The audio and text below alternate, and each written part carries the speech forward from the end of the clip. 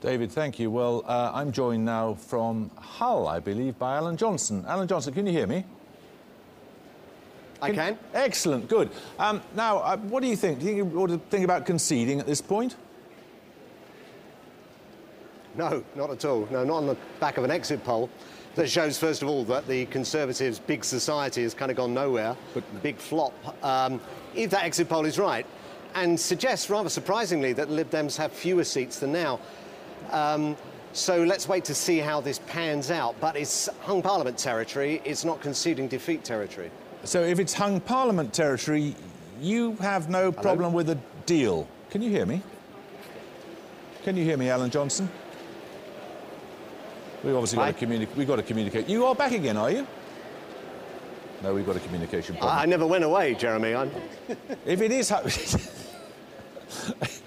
You can hear me then. So now, listen, if we are in hung Parliament... Excellent. If you're in hung Parliament territory, you have no problem with trying to form some sort of deal with the Liberal Democrats?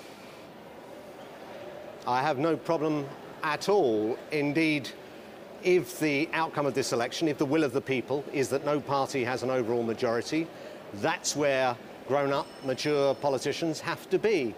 I can't see the Lib Dems forming a deal with the Conservatives. I certainly can't see us forming a deal with the Conservatives, given that on the central issue of how we secure the recovery, we have so much in common, and given that on electoral reform, we have so much in common, and I'd be delighted to put before the British people a PR, AV Plus deal as well. And I think that really is the proper area to talk about.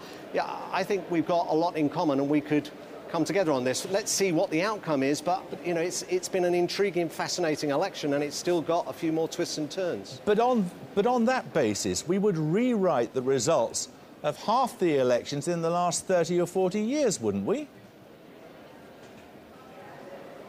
Why?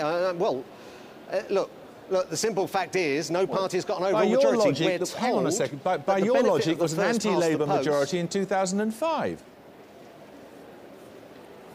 No. Well, you're talking about a proportion of the vote. We don't know that yet. We know about seats. First past the post depends on seats.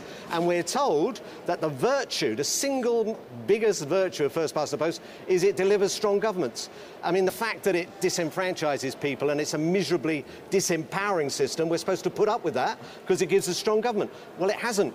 It hasn't, and I think, you know, there is a real will amongst the British people to say, let us decide, give us a say in our electoral system. They've never had a say in it. Unlike voters in Ireland and France and Germany, British electorate have never had a say in the system by which they transfer their vote to political power.